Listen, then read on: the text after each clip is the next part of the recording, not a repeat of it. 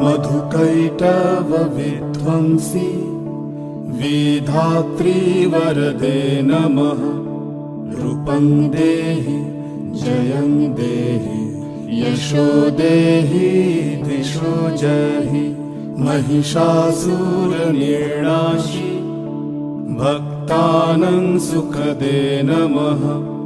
रूपं देहि जयं देहि यशो देहि दिशो जहि।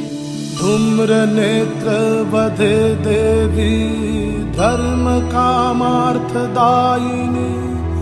रूपं देहि जयं देहि यशो देहि दिशो जहि।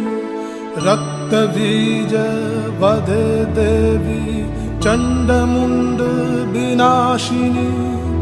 रूपं देहि जयं देहि यशो देहि दिशो जहि। निशुम्भशुम्भनिर्नाशी त्रैलोक्यशुभदे नमः। रूपं देहि जयं देहि यशो देहि दिशो जहि। वन्दिताङ्घ्रियुगे देवी सर्वसौभाग्यदायिनी।